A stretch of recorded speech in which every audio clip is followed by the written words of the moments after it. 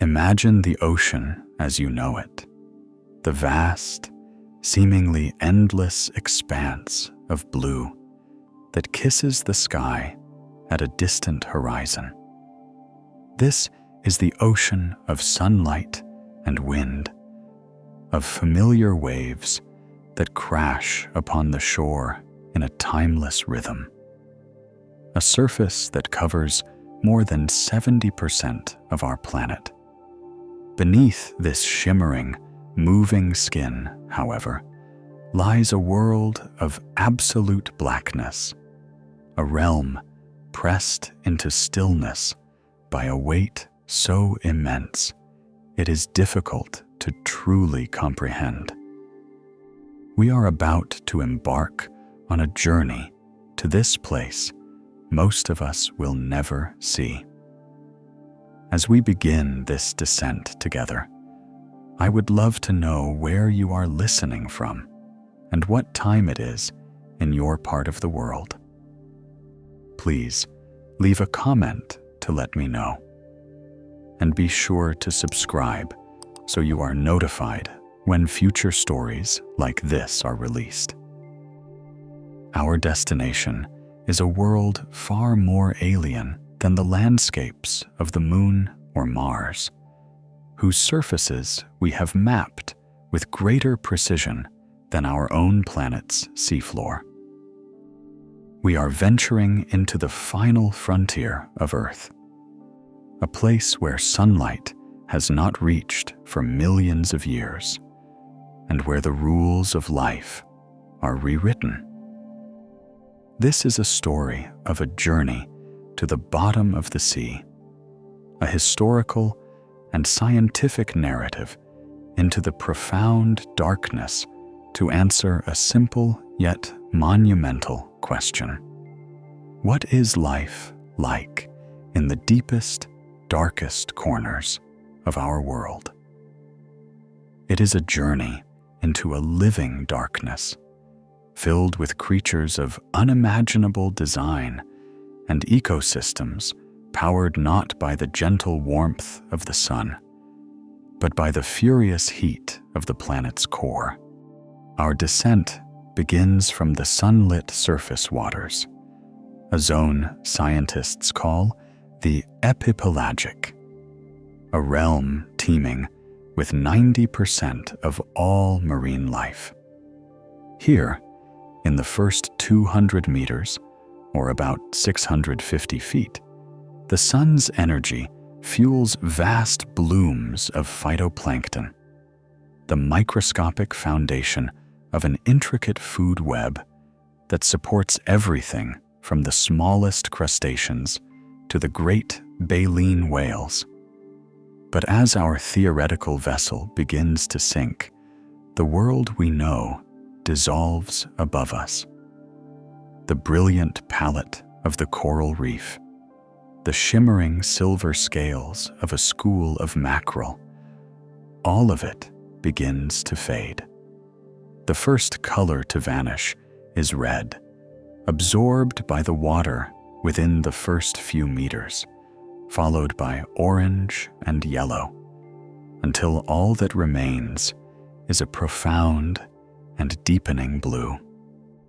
We are crossing the threshold into the mesopelagic zone, more commonly known as the twilight zone, a world that exists in a permanent state of deepening dusk between 200 and 1,000 meters, or 650 to 3,300 feet below the surface.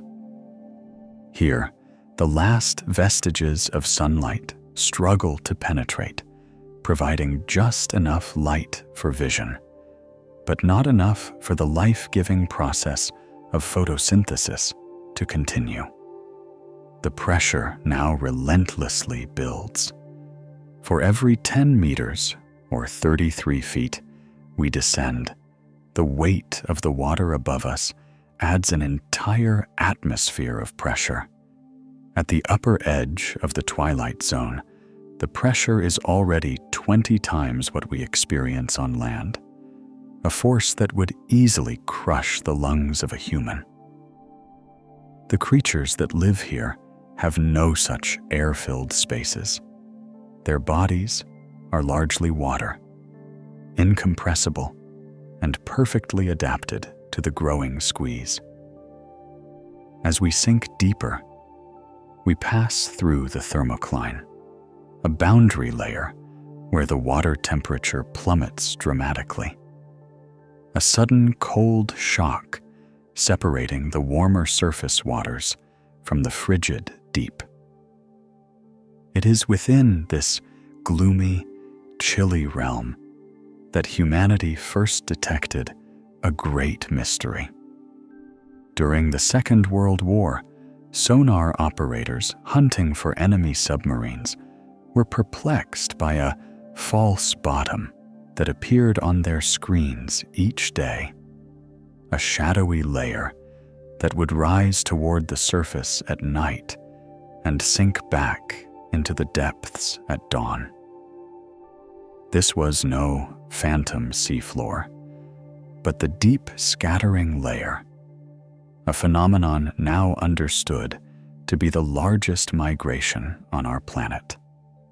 Billions of tons of life, a dense swarm of lanternfish, squid, and crustaceans, make a nightly vertical journey of hundreds of meters or thousands of feet, braving the more dangerous upper waters under the cover of darkness to feed, before retreating back to the relative safety of the twilight gloom before sunrise. Life in the twilight zone is a masterpiece of adaptation to low light and high pressure. We might glimpse the ethereal form of a hatchetfish, its body wafer thin and silvered like a mirror to reflect the faint blue light from above, making it nearly invisible to predators looking up from below. Its large, tubular eyes are fixed in a permanent, upward gaze, straining to catch the silhouette of any potential meal drifting down. Then there is the vampire squid, a living fossil whose name belies its gentle nature. It is neither a true squid nor an octopus, and instead of ink, it ejects a cloud of sticky, bioluminescent mucus to startle attackers. As we pass the 1,000-meter mark, or 3,300 feet, the last photon of sunlight is extinguished. We have entered the bathypelagic zone, the midnight zone.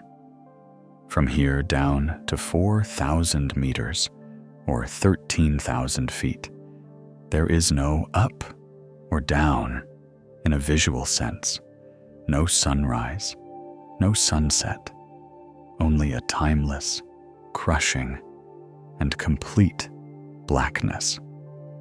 The only light that will ever exist in this realm is the cold, living light produced by the inhabitants themselves. The temperature is now stable and unforgiving, hovering at a near freezing 4 degrees Celsius, or about 39 degrees Fahrenheit. The pressure is staggering, reaching up to 400 atmospheres, the equivalent of placing several dozen heavy trucks on a single square inch of your body. This is a world of utter hostility to surface dwellers, yet life has found a way not just to survive, but to flourish in the most extraordinary of forms. The frantic pace of the sunlit world is a distant memory. Life in the midnight zone is slow, deliberate, and ruthlessly efficient. Food is exceptionally scarce, so energy must be conserved at all costs. The powerful, muscular bodies of surface predators are gone, replaced by creatures that are often soft, gelatinous, and watery, with slow metabolisms that allow them to endure long periods between meals. This is the realm of the archetypal deep-sea monster, the anglerfish. Here, the female, often a monstrous ball of a creature with a cavernous mouth full of needle-sharp, inward-curving teeth, dangles a fleshy, glowing lure from her head. In the absolute blackness, this single point of light is an irresistible beacon for smaller fish and crustaceans, which are promptly engulfed. The gulper eel, little more than a swimming mouth attached to a whip-like tail, can swallow prey much larger than itself, thanks to a loosely hinged jaw and a stomach that can stretch to incredible proportions. Bioluminescence, the chemical production of light by a living organism, is the dominant language of the midnight zone. It is not merely a tool for hunting, but a complex and varied form of communication. Flashes of light can be used to startle a predator, creating a moment of confusion to allow for escape. Some shrimp can spew a dazzling cloud of light, a defensive maneuver known as the burglar alarm hypothesis, which illuminates the attacker and can attract an even larger predator to deal with the threat. In the vast, empty blackness, intricate light patterns are also used to signal and identify potential mates, a vital task when the next member of your species might be kilometers or miles away. Our journey through these upper layers of the deep is a journey of subtraction, a stripping away of the familiar constants of our world. We have left behind the light, the warmth, the low pressure, and the abundant food of the surface. In their place, we have found a world of profound darkness, of crushing weight, of pervasive cold, and of scarcity. The inhabitants of these zones have responded not with defeat, but with a spectacular array of evolutionary innovations, becoming masters of survival in an environment that seems, to us, like the very definition of inhospitable. They have set the stage for the even stranger and more remote ecosystems we will encounter as we continue our descent toward the true bottom of the sea, the vast abyssal plains that lie thousands of meters and thousands of feet still further below, leaving the last glimmers of bioluminescent life in the midnight zone far above. Our journey continues downward into a region of even greater pressure and more profound stillness. We are sinking past the 4,000-meter mark, or about 13,000 feet, and entering the abyssopelagic zone. The water here is not just cold. It is a stable, near-freezing environment, seldom varying from a degree or two above the freezing point of seawater. The pressure has now surpassed 400 atmospheres, a force equivalent to having a heavy truck balanced on your thumbnail, and it will only continue to increase. Below us lies the single largest habitat on the planet, a world that was, for most of human history, believed to be entirely devoid of life. This is the abyssal plain, the vast, seemingly featureless floor of the deep ocean. These plains are the great underwater prairies of our world, stretching for millions of square kilometers, or millions of square miles, across the globe, covering more than half of the Earth's total surface.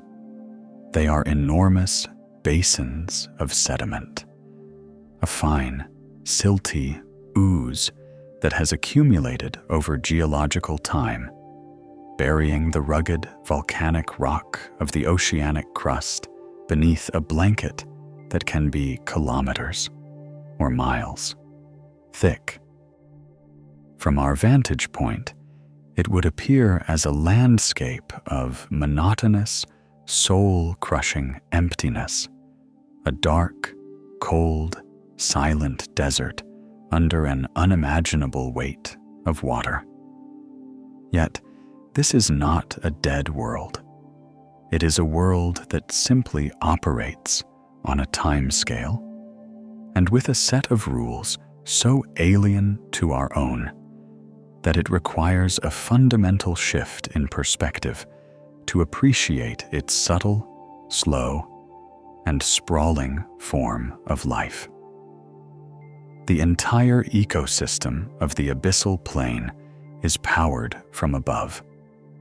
It survives on the constant, gentle, and almost imperceptible fallout from the vibrant, sunlit world thousands of meters or tens of thousands of feet overhead.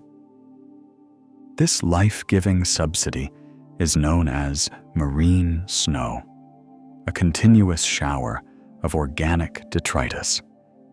It consists of the remains of phytoplankton and zooplankton, the fecal pellets of small crustaceans, fragments of gelatinous creatures, dust and sand blown from distant continents. This material clumps together as it falls, a journey that can take weeks or even months to complete, slowly descending through the water column like a never-ending, gentle snowfall in the dark. Much of this material is consumed by organisms in the twilight and midnight zones on its way down. But a small fraction, perhaps only 1 to 3% of the organic matter produced at the surface, finally reaches the abyssal floor. This meager, nutrient-poor dusting is the foundation of life for an entire world. Upon this sparse ration, a specialized community of organisms has evolved to survive and even thrive.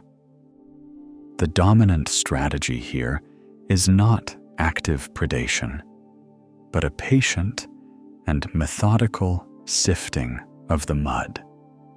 These creatures are the deposit feeders, the earthworms of the deep, and they are everywhere.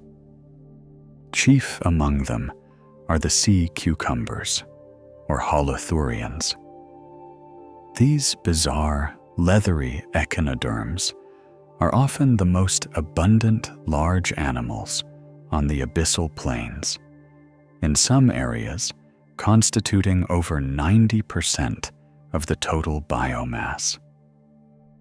They crawl slowly across the seafloor, using feeding tentacles around their mouths to shovel the fine ooze into their digestive tracts. They are living processing plants, extracting the scant nutrients from the marine snow mixed into the sediment, and excreting trails of cleaned mud behind them. Some, like the ethereal swimming sea pig, use elongated, stilt-like tube feet to walk delicately across the soft surface, a ghostly pinkish form moving with an almost dreamlike slowness. Alongside them, brittle stars, with their long, spindly arms, sweep across the sediment, collecting particles of food, while giant, single-celled organisms called xenophyophores, which can grow to be 20 centimeters, or nearly 8 inches, across, build intricate, branching structures from the sediment itself, farming bacteria on their surfaces. The pace of existence here is glacial. The constant cold and the extreme scarcity of food have forced life into a state of ultra-low metabolism. Growth is incredibly slow.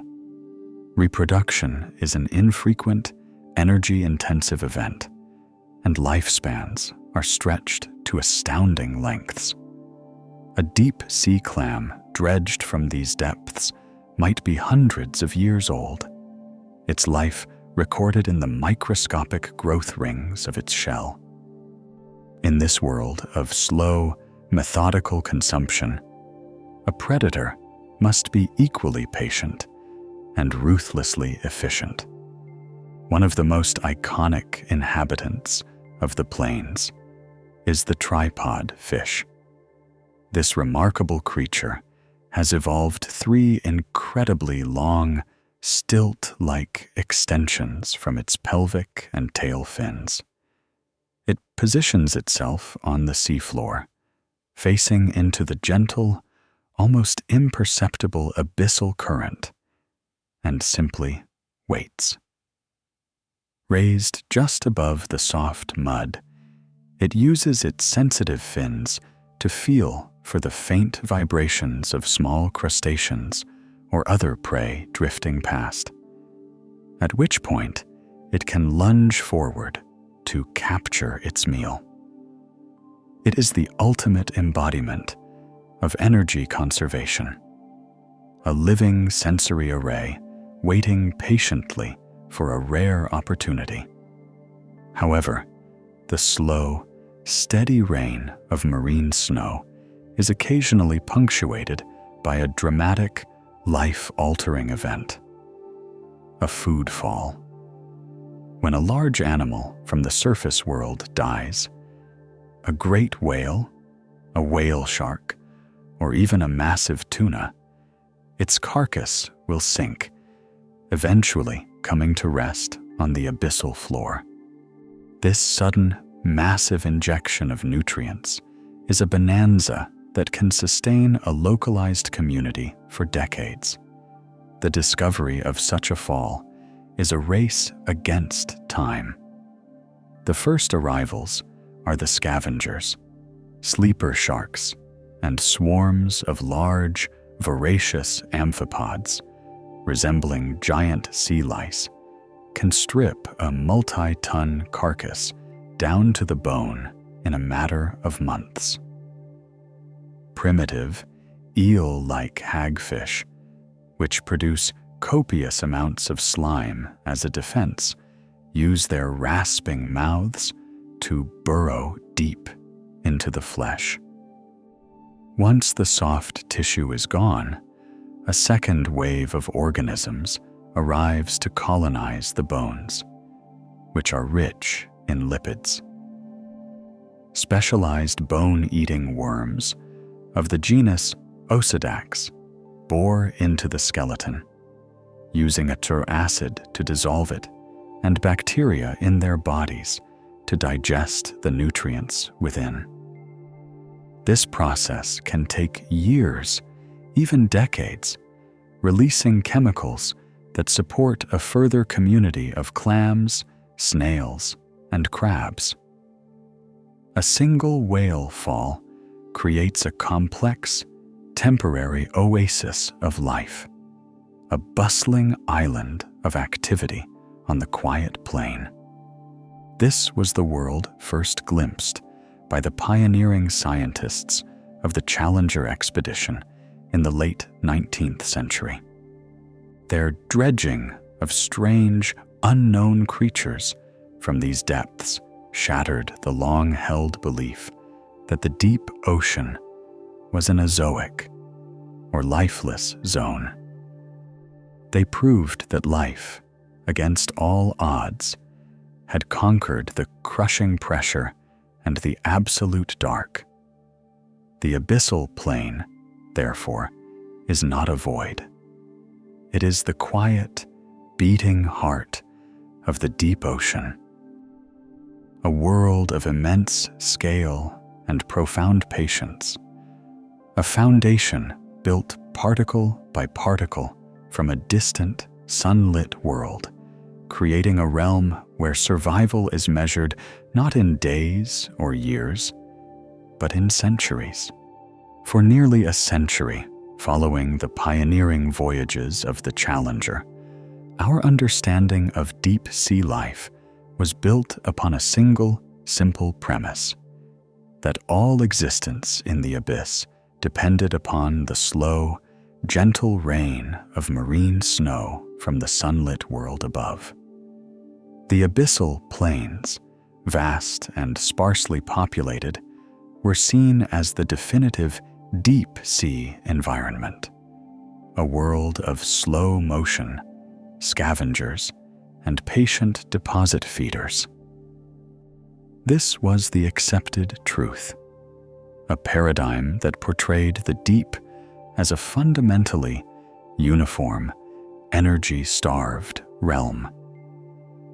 But in the late 20th century, in a stunning series of discoveries, this entire worldview would be shattered, not by biologists searching for new creatures, but by geologists hunting for evidence of a brand new theory of our planet. The theory was plate tectonics, and it predicted that along the mid-ocean ridges, where new oceanic crust is born, the seafloor should be cracked and volcanically active. Geologists hypothesized that cold seawater must be seeping down into this fractured rock, becoming superheated by underlying magma, and then venting back out into the ocean. In the year 1977, a team of scientists aboard the research vessel Nor, deploying a small, deep submergence vehicle named Alvin, descended to the Galapagos Rift, a section of mid-ocean ridge some 380 kilometers, or 240 miles, from the coast of Ecuador. Their mission was purely geological: to find these predicted hot water springs.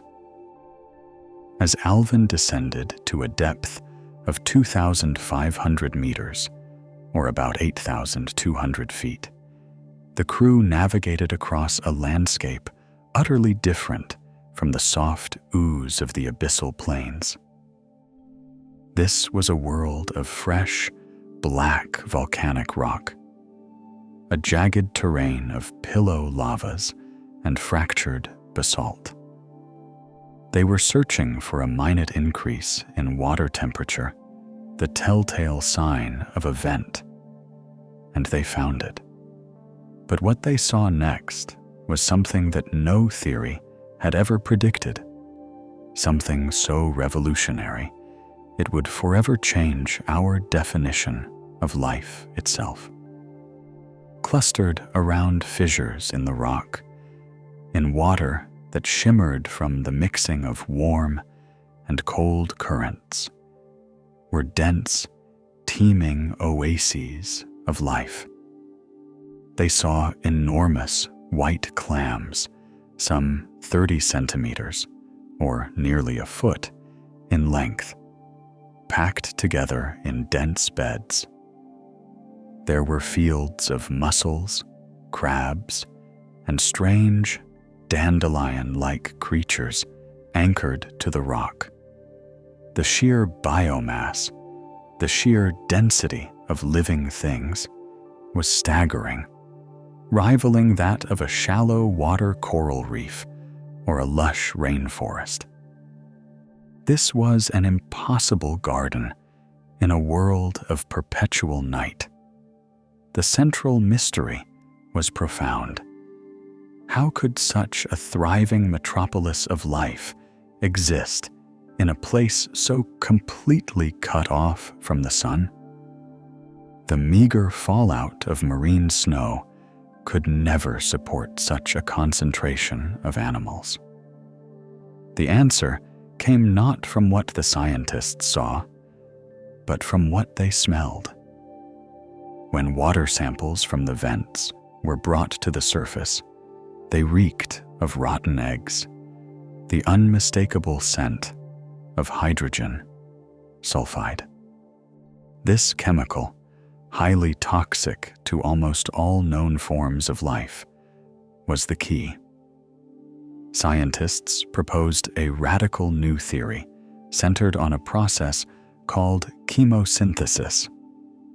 Just as plants on the surface use the energy of sunlight to convert carbon dioxide into organic matter through photosynthesis, an ancient and resilient form of life, bacteria, could use the chemical energy stored in hydrogen sulfide to do the same. These chemosynthetic bacteria were the primary producers of this deep-sea ecosystem, the base of a food chain completely independent of the sun. The most spectacular embodiment of this new biological principle was the giant tube worm, Riftia pachyptila. In later expeditions, scientists would find dense forests of these creatures, their tough, white chitinous tubes standing up to 2.5 meters, or 8 feet, tall, anchored to the volcanic rock. From the top of each tube unfurled a brilliant red plume, rich with blood, which swayed in the vent currents. This creature was a biological marvel.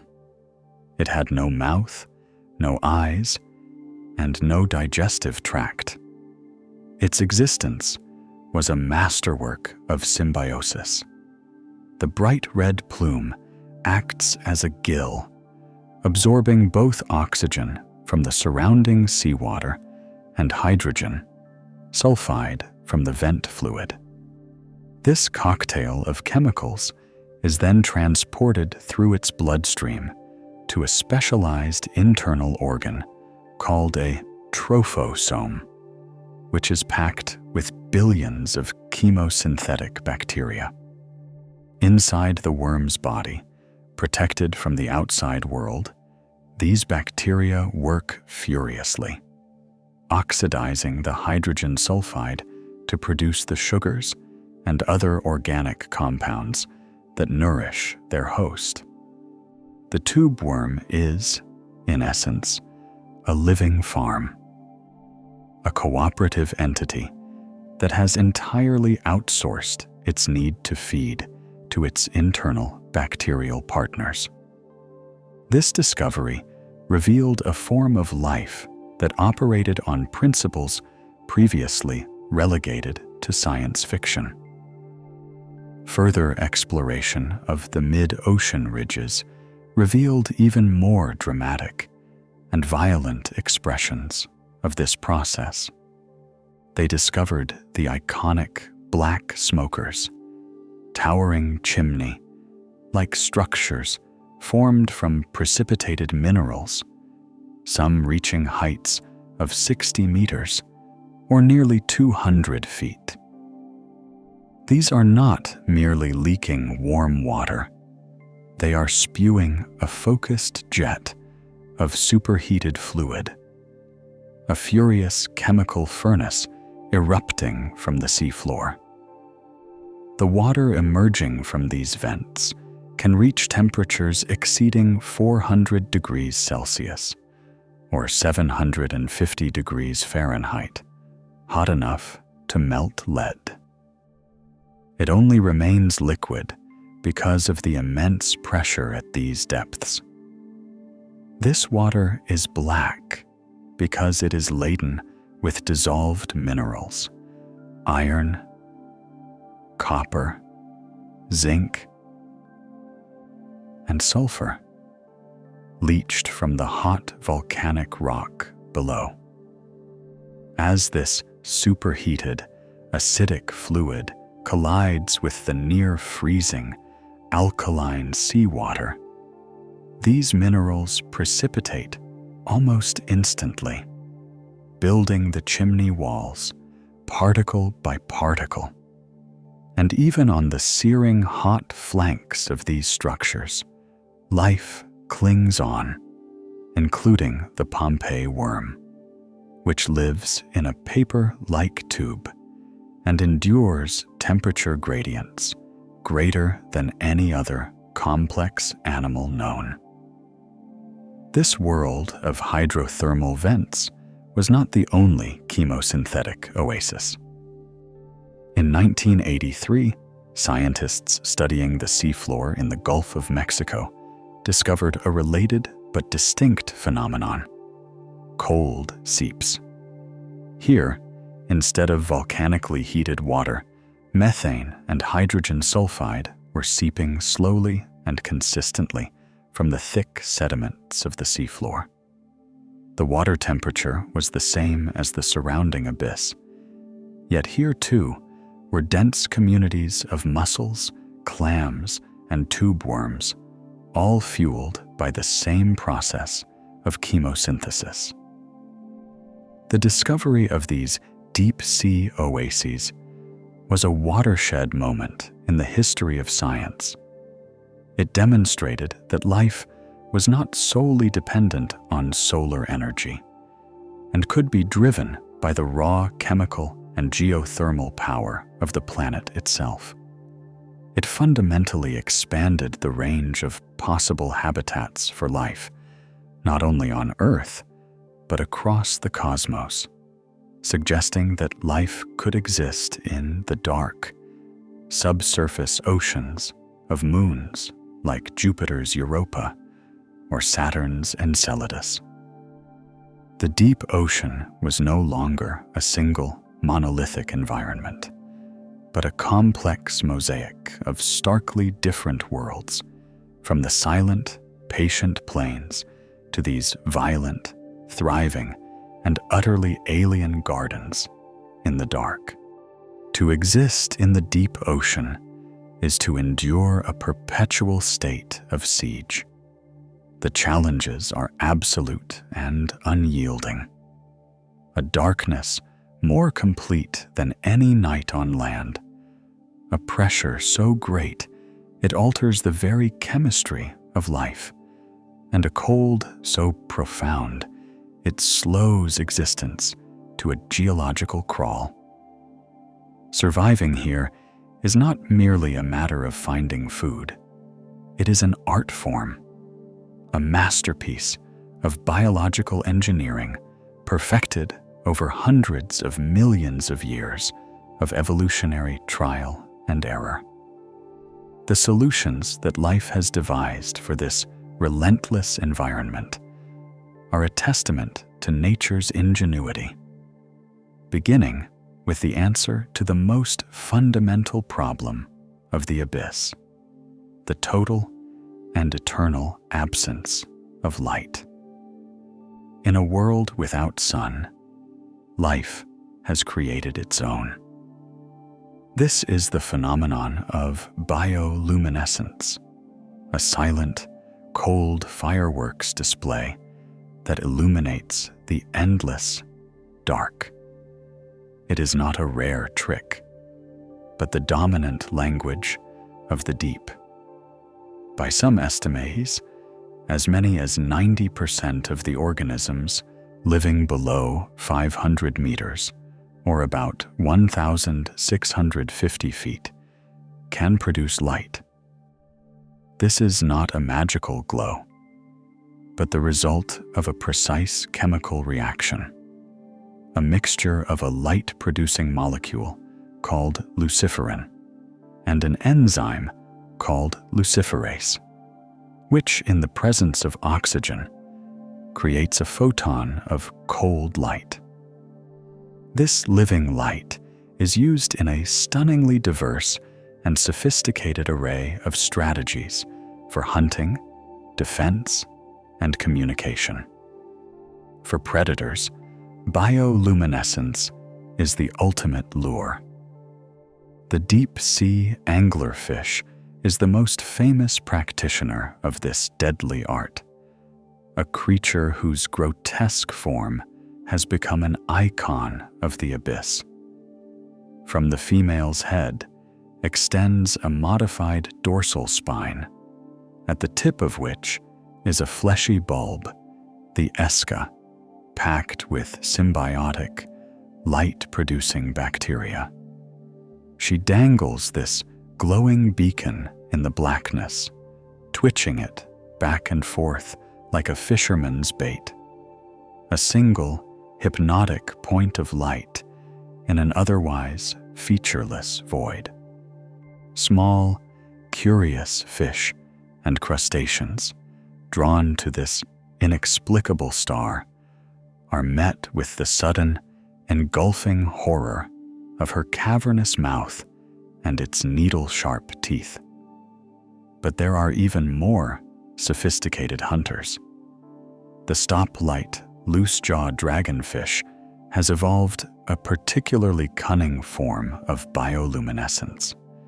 Below its primary eyes, it possesses a pair of photophores that can produce red light, a wavelength that is almost completely invisible to most other deep-sea creatures, whose eyes are tuned to the blue and green light of typical bioluminescence.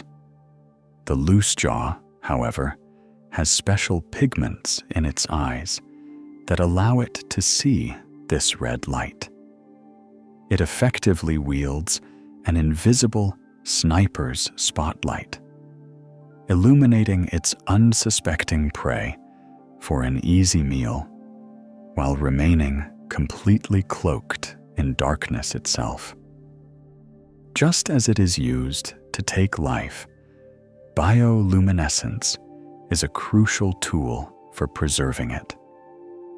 For many creatures in the midwater zones, the greatest threat comes from below, from predators looking up to spot their silhouette against the faint, residual light filtering down from the surface.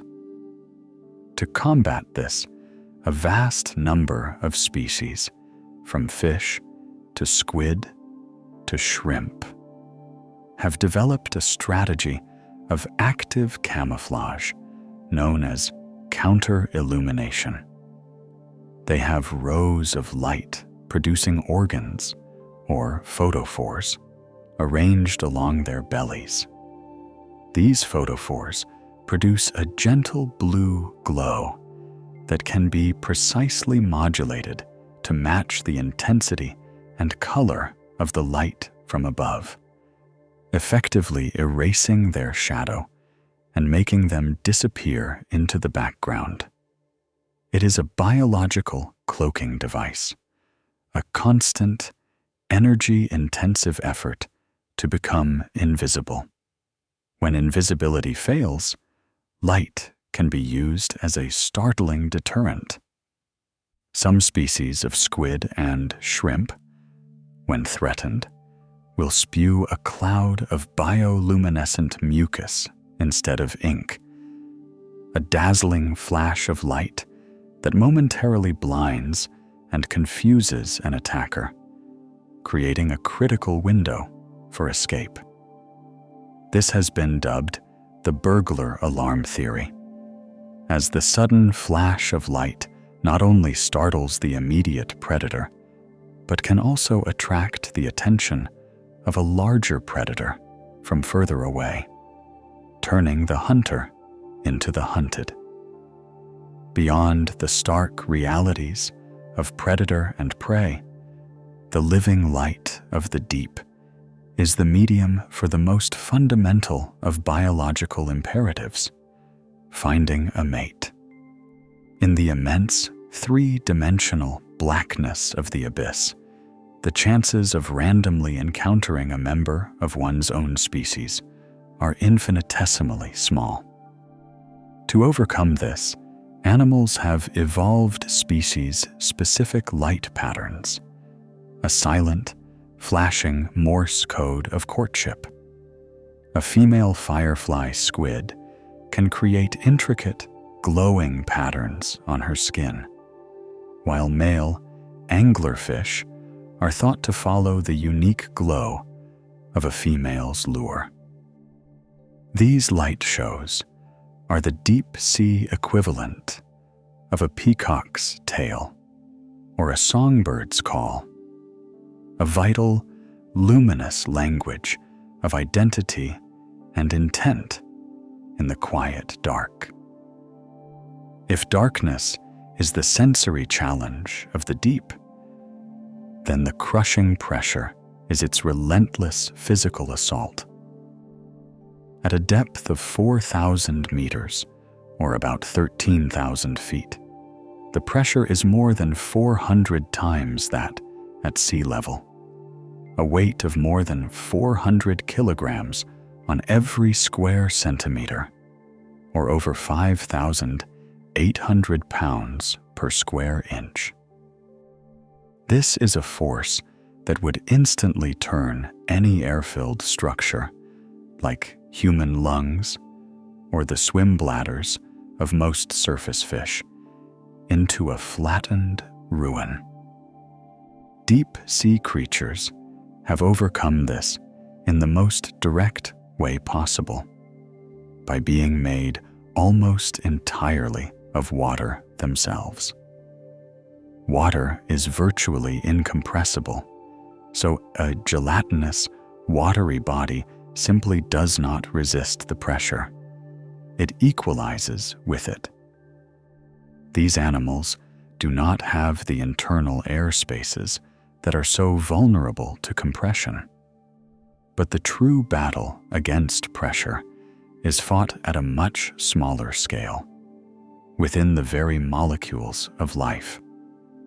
Extreme pressure fundamentally alters the way proteins, the microscopic machines that drive all biological processes, are structured. It forces water molecules into their delicate, folded shapes, distorting and deactivating them. It also compresses the fatty membranes that enclose every cell, causing them to become rigid and waxy, like butter in a refrigerator, ceasing to function. To counteract this molecular sabotage, deep-sea organisms have evolved a unique biochemical arsenal. Their cells are suffused with high concentrations of small organic molecules called piezolites, a term meaning pressure solutes. The most important of these is trimethylamine N-oxide, or TMAO. This molecule works as a kind of molecular scaffolding, surrounding the proteins and protecting their functional shape by repelling the forced intrusion of water. The deeper an organism lives, the more TMAO it has in its cells. This is the chemical that gives deep sea fish their distinctively fishy smell when brought to the surface. To keep their cell membranes fluid, they incorporate a higher proportion of unsaturated fats, the same kind of fats that are liquid at room temperature, which prevents the membranes from solidifying under pressure. These adaptations are not options. They are the fundamental requirements for existence, the biochemical price of admission to the deep. Every flash of light, every stabilized protein, every fluid cell membrane is a victory, a hard-won adaptation that allows life not just to persist, but to weave itself into a complex and vibrant tapestry in the most extreme and unforgiving habitat on our planet. The intricate art of survival in the deep ocean, with its myriad forms of living light and its subtle molecular warfare against pressure, is not reserved for the small and the strange alone. The abyss is also a realm of titans, a theater for conflicts on a scale so immense they have fueled human myth and nightmare for centuries. For as long as sailors have ventured beyond the sight of land, they have carried with them a primal fear of what lies beneath the keel, a dread of monsters rising from the sunless depths. Norse sagas from the 13th century spoke of the kraken, a sea beast of such colossal size it could be mistaken for an island, a creature capable of pulling the largest longships down into the abyss with its mighty arms. For centuries, this and other similar tales were the domain of folklore, cautionary tales told by mariners to explain the inexplicable tragedies of the sea. But these were not mere fables, born of superstition. They were the distorted echoes of a genuine biological reality, a fleeting, terrifying glimpse of a true leviathan of the deep, the giant squid. For most of human history, the giant squid, Architeuthis dux, was a phantom. Our knowledge of this incredible animal was pieced together from ghostly fragments of evidence. A colossal, rubbery carcass, partially decomposed, would occasionally wash ashore on a remote beach. Whalers of the 19th and 20th centuries, as they flensed the blubber from sperm whales, would find massive, sucker-shaped scars etched into the whale's skin, circular wounds sometimes as large as a saucer, testament to a titanic struggle in the depths. Inside the whales' stomachs, they would find the hard, indigestible, parrot-like beaks of squid, some of a size that hinted at a creature of terrifying proportions. From these disparate clues, science slowly assembled a portrait of a monster. Imagine an animal of almost unbelievable dimensions, a creature that can reach a total length of up to 13 meters, or about 43 feet, from the tip of its fins to the end of its two longest feeding tentacles. Its body, or mantle, is a torpedo of muscle, but its most alien features are its eyes. At nearly 30 centimeters, or 12 inches, in diameter, the eyes of the giant squid are the largest in the entire animal kingdom, the size of dinner plates, designed to capture the absolute maximum number of photons in the vanishingly dim light of the twilight and midnight zones where it hunts. Its 8 arms and 2 longer tentacles are not merely strong, they are lined with hundreds of suckers, each one ringed with sharp, chitinous teeth, allowing it to grip its prey with a final, inescapable tenacity. Yet, despite its size, the giant squid remained one of the most elusive animals on Earth, a ghost in the global ocean. Its world, a cold, dark realm between 300 and 1,000 meters, or about 1,000 to 3,300 feet, was simply beyond our reach. The creature itself is a masterpiece of deep sea adaptation. It is thought to achieve neutral buoyancy, not through a gas-filled bladder, which would be crushed at these depths, but by concentrating a solution of ammonium chloride, which is lighter than seawater, throughout its body tissues. This is what makes its flesh unpalatable and likely explains why beached carcasses often appear so flabby and degraded. The true adversary of this magnificent creature, the only predator capable of consistently hunting it, is itself a leviathan that has mastered the art of crossing the boundary between our world and the abyss. The sperm whale. The sperm whale, Physeter macrocephalus, is an air-breathing mammal that has chosen to make its living in the crushing dark. Its entire physiology is a monument to deep diving. Its massive, squared-off head, which constitutes nearly 1/3 of its body length, is filled with a complex series of oil-filled sacs known as the spermaceti organ. This organ is now believed to be a powerful biological sonar machine, focusing the whale's powerful clicks into a directional beam that it uses to navigate and hunt in total blackness. It can dive to depths exceeding 2,000 meters, or 6,600 feet, holding its breath for as long as 90 minutes. Its body engineered to withstand pressures that would kill any other mammal.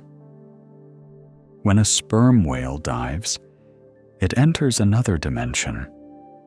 Its heart rate slows dramatically, and blood is shunted away from the extremities to protect the brain and other vital organs. Its rib cage is flexible and can collapse under pressure, and its muscles are packed with a high concentration of myoglobin, a protein that stores oxygen. Plunging into the midnight zone, the whale's world becomes one of sound. It emits a series of powerful, metronomic clicks, listening for the echoes that bounce back, painting a three-dimensional acoustic image of the world around it. And in that world, it seeks the form of the giant squid. The battle that ensues thousands of feet below the surface is a drama enacted on a stage of absolute blackness, a chaotic ballet of immense forces. The whale's sonar gives it the advantage of detection, but the squid's size, strength, and array of toothed suckers make it a formidable opponent.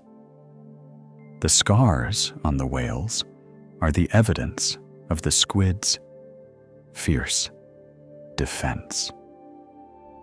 For centuries, this titanic struggle was a drama entirely unwitnessed by human eyes, a clash of giants known only by its aftermath.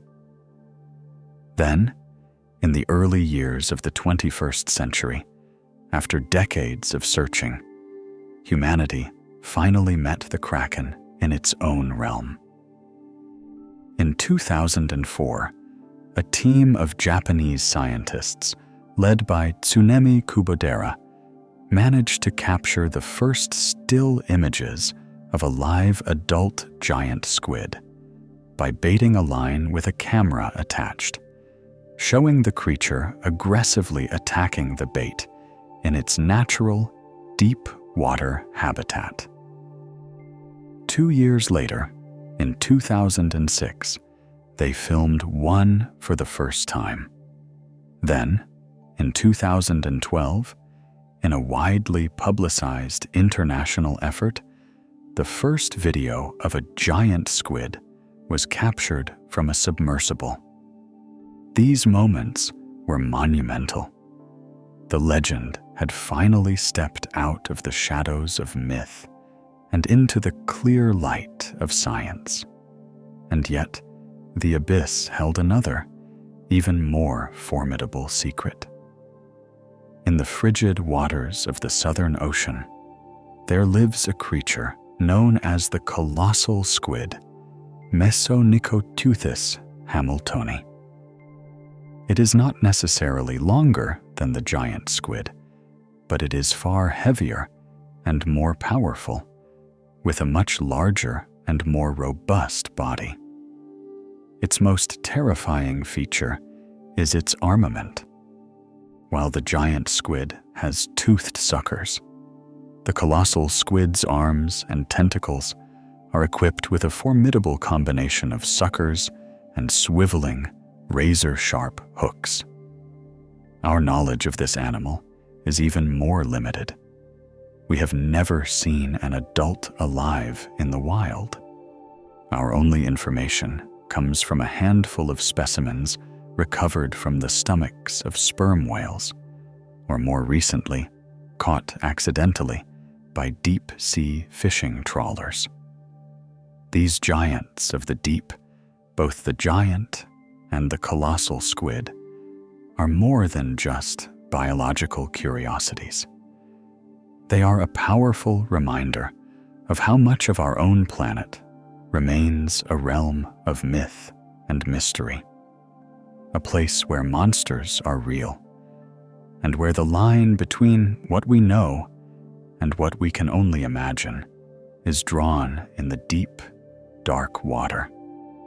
Our journey into the abyss has thus far been a passage through liquid space, a descent through layers of deepening darkness populated by creatures of light and shadow. We have encountered the titans of the midwater, locked in ancient, unseen battles. But now, our exploration brings us to the solid ground of this hidden world, the very crust of the earth, a landscape of such epic scale and raw beauty that it dwarfs any topography on the continents above. For most of the 20th century, the seafloor was imagined as a vast, monotonous expanse of mud, a gentle, featureless plain sloping into oblivion. This could not be further from the truth. The bottom of the ocean is a dynamic, violent, and magnificent world of towering mountain ranges, sprawling volcanoes, and chasms so deep they could swallow the highest peaks of the Himalayas, with kilometers or miles to spare. It is a world of hidden topography, a realm of two extremes: the seamounts that rise as oases of life, and the trenches that plunge into the deepest, most hostile frontiers on our planet. Imagine a mountain, taller than any in the Alps, rising in utter solitude from the flat, silty expanse of the abyssal plain. Its base is shrouded in a darkness that has persisted for eons, its slopes unseen by any light, save for the fleeting bioluminescence of the creatures that call it home. This is a seamount, an underwater mountain of volcanic origin, a lonely sentinel in the deep.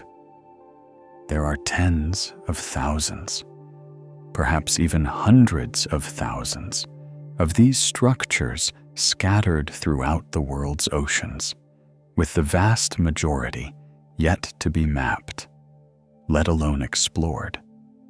They are the product of the same volcanic forces that build islands, but they have never breached the ocean's surface.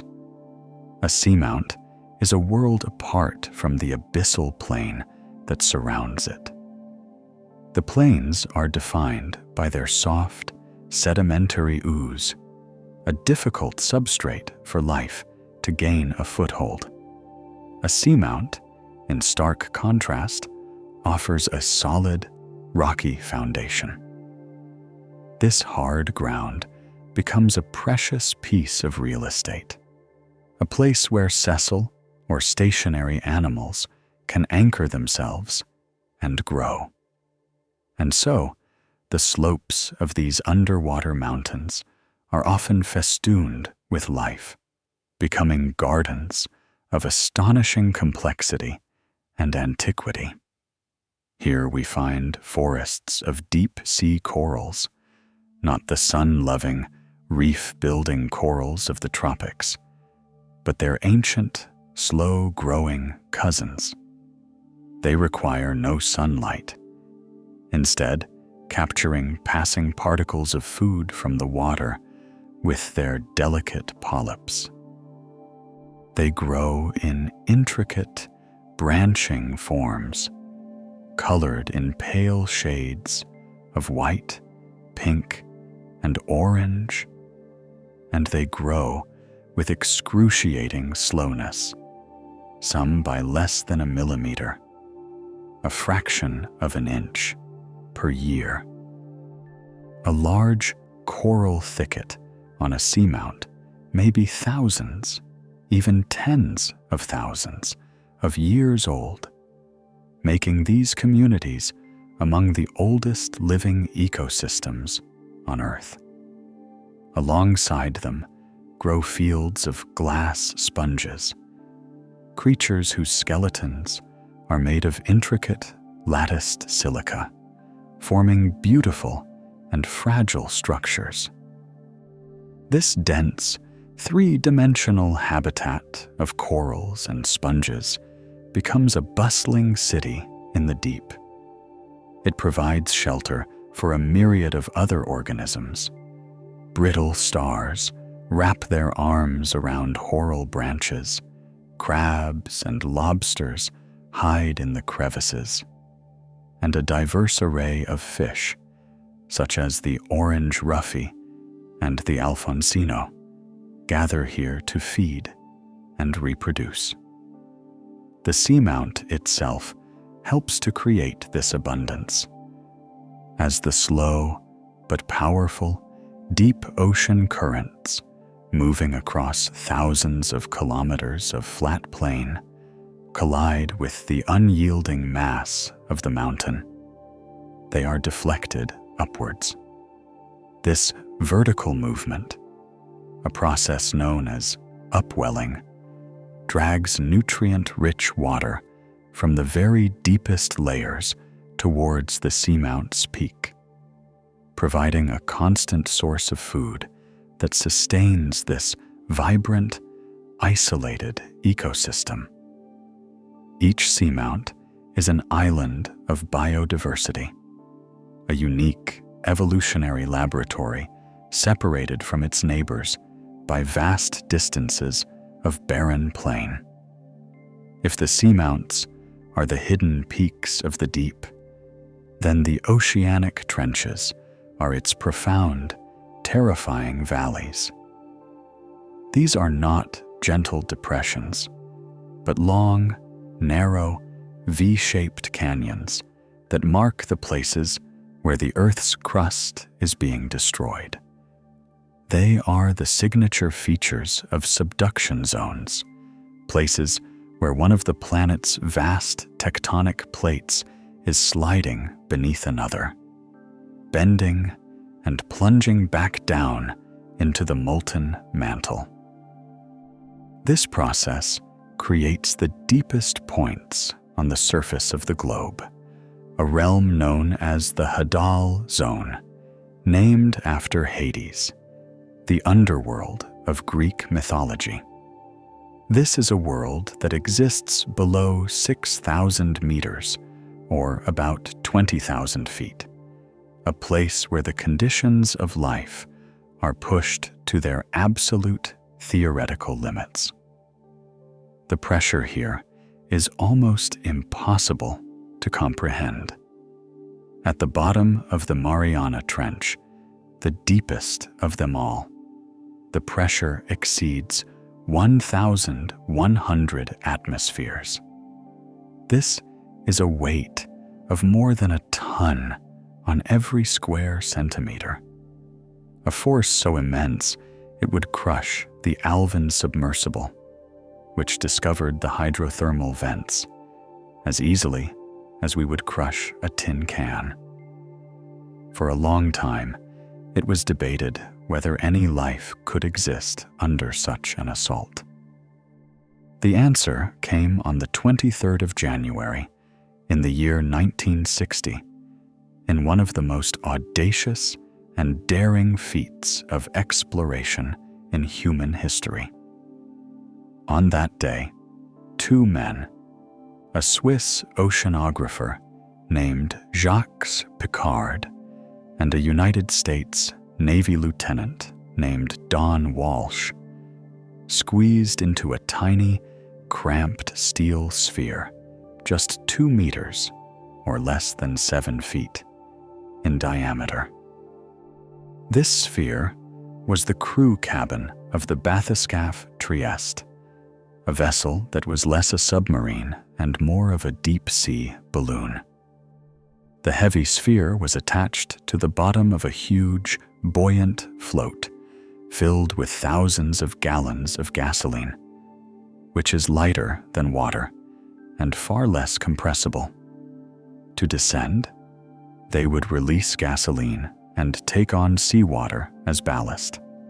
To ascend, they would drop tons of iron pellets. Their destination was the Challenger Deep, the lowest point in the Mariana Trench, the very bottom of the world. Their descent through the water column took nearly 5 hours, a slow, cold passage into the unknown. The sphere groaned and contracted under the steadily mounting pressure. Finally, after passing through more than 11 kilometers, or nearly 7 miles, of water, they gently touched the bottom. They had reached a depth of nearly 11,000 meters, or about 36,000 feet. Through the thick plexiglass porthole, peering into the fine, diatomaceous ooze illuminated by their lights, they saw something that would change biology forever.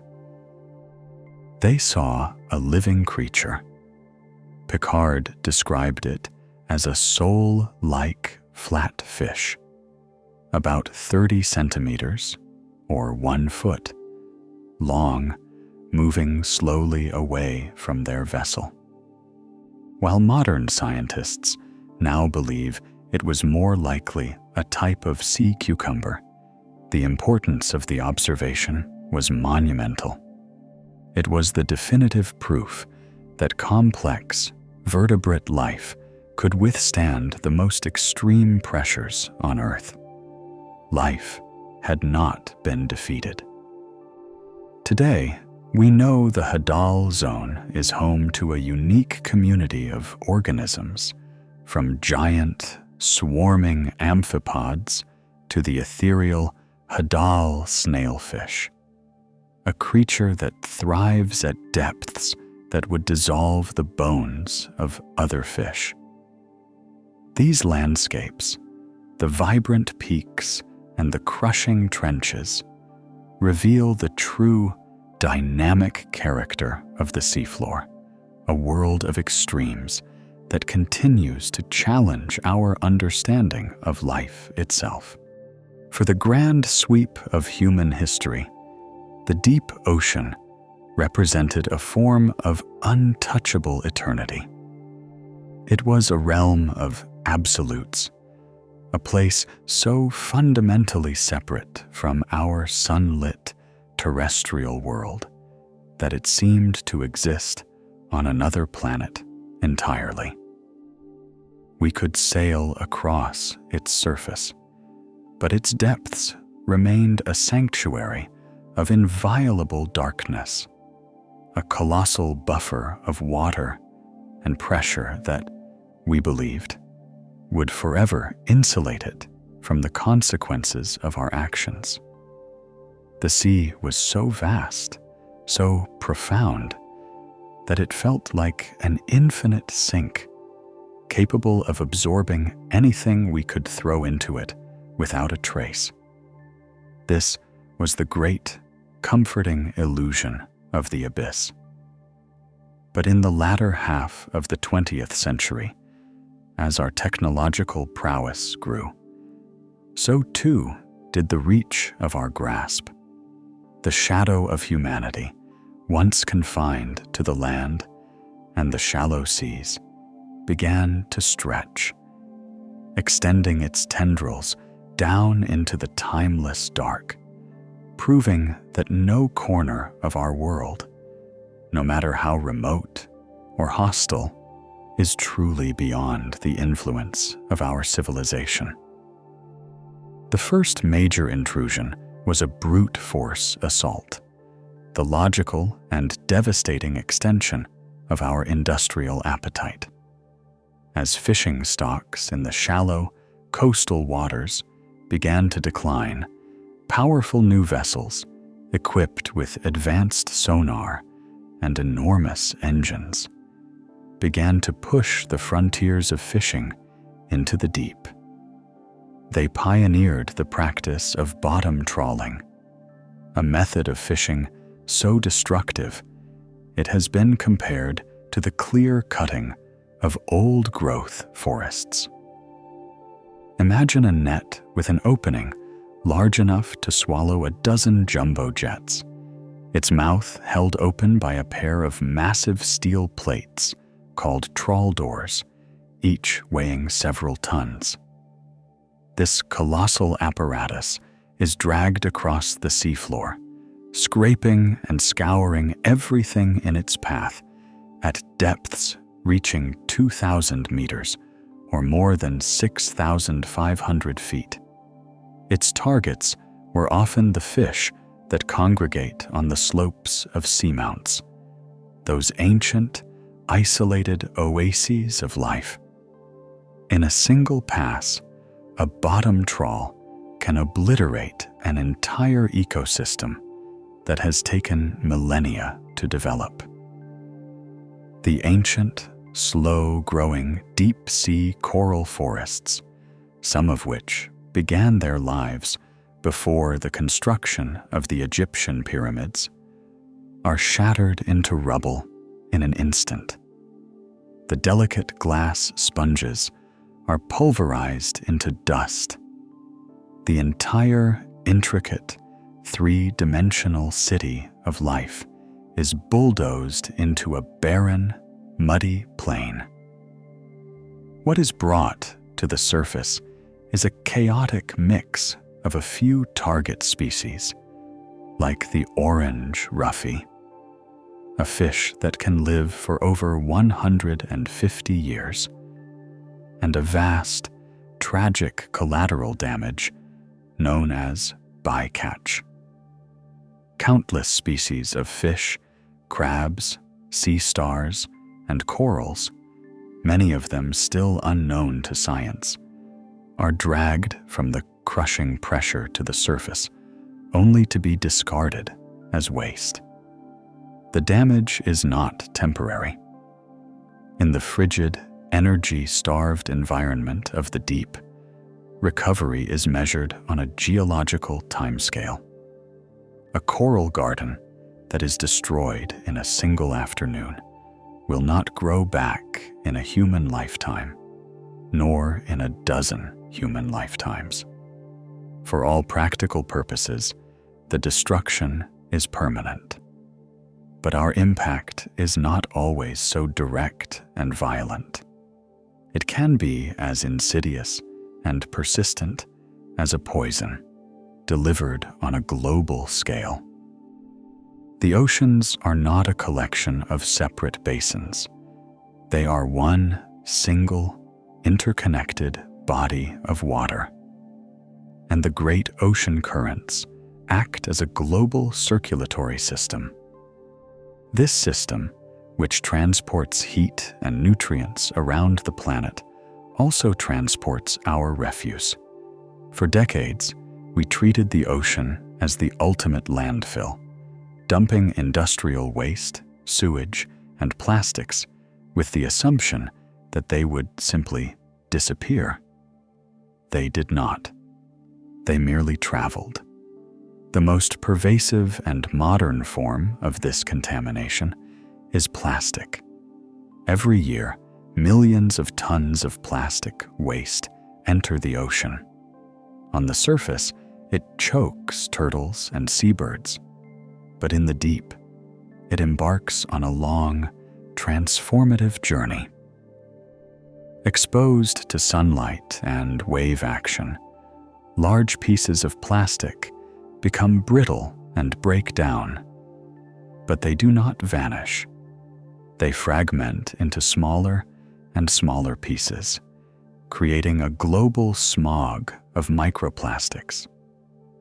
These tiny particles, laden with toxic chemicals, are ingested by small organisms at the base of the food web. They also become incorporated into the gentle, life-giving rain of marine snow. The same process that nourishes the abyssal plains now carries our synthetic legacy down into the deepest corners of the world. And we know it has arrived. Scientists sampling the Mariana Trench, the deepest point on Earth, were shocked to find that every single creature they examined, from the small, shrimp-like amphipods to the Hadal snailfish, had plastic fibers in its digestive tract. At the very bottom of the world, in a place more remote from civilization than the surface of the moon, life is consuming our trash. Alongside the plastic, chemical pollutants like PCBs and DDT, banned for decades, have been found in high concentrations in the fatty tissues of Hadal creatures. A clear sign that the chemical signature of our industrial age has contaminated the entire water column, from top to bottom. Now, as we confront the resource demands of the 21st century, a new and potentially even more devastating threat looms on the horizon: deep sea mining. The same technological hunger that produces our smartphones, electric car batteries, and green energy technologies has created a soaring demand for metals like cobalt, nickel, manganese, and copper. And the greatest untapped reserves of these metals are found on the seafloor. 3 primary types of deposits have been targeted. On the vast abyssal plains lie trillions of polymetallic nodules, potato-sized concretions of metal that have grown with excruciating slowness over millions of years. On the slopes of seamounts are cobalt-rich crusts, thick mineral pavements that have also taken eons to form. And at the sites of hydrothermal vents, the mineral-rich fluids have built up massive sulfide deposits, the very chimneys and foundations of those unique chemosynthetic ecosystems. The proposed methods for extracting these resources are a form of strip mining on a planetary scale. Giant, remote-controlled robotic harvesters, heavier than a bulldozer, would crawl across the seafloor, sucking up the top layer of nodules and sediment, or grinding the mineral crusts from the seamounts. This slurry would be pumped up kilometers, or miles, to a surface vessel where the minerals are extracted, and a vast plume of waste sediment and water would be discharged back into the ocean. The consequences are terrifying to contemplate. The direct path of the mining machines would cause the total destruction of all life. The sediment plumes could spread for hundreds of kilometers or hundreds of miles, smothering any life that was not in the initial path, clogging the gills of fish and burying the filter-feeding coral communities. The noise and light pollution from a 24-hour-a-day industrial operation would shatter the ancient silence and darkness of a world that has evolved without it. We stand on the precipice of auctioning off the rights to destroy ecosystems we have barely begun to understand, to extinguish species we have not yet even discovered, all before we have any true comprehension of what the long-term consequences will be. The illusion of the deep ocean as a separate, untouchable world is shattered. Our shadow has reached the bottom. Our journey has taken us from the familiar, sunlit blue of the ocean's surface down through the deepening twilight and into a realm of absolute and eternal night. We began with a simple question: what is life like at the bottom of the ocean? We have discovered that there is no single answer, for the deep is not one world, but a mosaic of vastly different realms. It is the vast, patient world of the abyssal plains, a landscape of profound quietude, nourished by a gentle, endless snow of detritus from a sun-drenched world kilometers, or miles, above. It is a world where time itself seems to stretch, and life is measured in centuries. But it is also the violent, chaotic world of hydrothermal vents, a volcanic landscape of towering black chimneys spewing a superheated chemical brew from the very heart of the earth. Here, in this seemingly toxic furnace, we found lush, impossible gardens of life, thriving not on the energy of the sun, but on the raw, geothermal power of the planet itself. A discovery that fundamentally rewrote our understanding of biology. We have seen how life has adapted to these extremes through the silent, universal language of bioluminescence, a living light used to lure, to hide, and to find a partner in the endless dark. We have learned of the subtle molecular armor that organisms have evolved to withstand pressures that can alter the very shape of proteins and turn cell membranes to stone. We have witnessed the echoes of titanic struggles between the mythical kraken made real, the giant squid, and its only true predator, the sperm whale, a mammal that has mastered the art of becoming a creature of the abyss. We have explored a hidden topography of towering seamounts, ancient oases of life rising from the plains, and plunged into the crushing depths of the Hadal trenches, the deepest and most hostile frontiers on our planet, only to find that life, resilient and tenacious, had arrived there before us. And yet, having only just begun to pull back the curtain on this hidden realm, we find that our own shadow has preceded us. The scars of two deep-sea trawlers on ancient coral gardens, the synthetic signature of our plastic waste in the guts of the deepest living creatures, and the looming prospect of industrial-scale mining all serve as a stark and urgent reminder that the deep ocean is not another world. It is the vast, hidden foundation of our own. It is connected to the air we breathe and the climate we depend upon.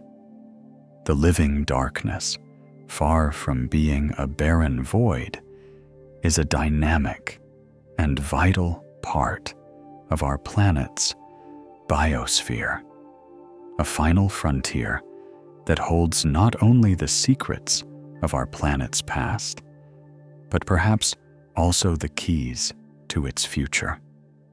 What we choose to do in this coming century, whether we decide to cherish and explore this last great wilderness, or to exploit it before we even truly know it, will be a defining chapter in our own story.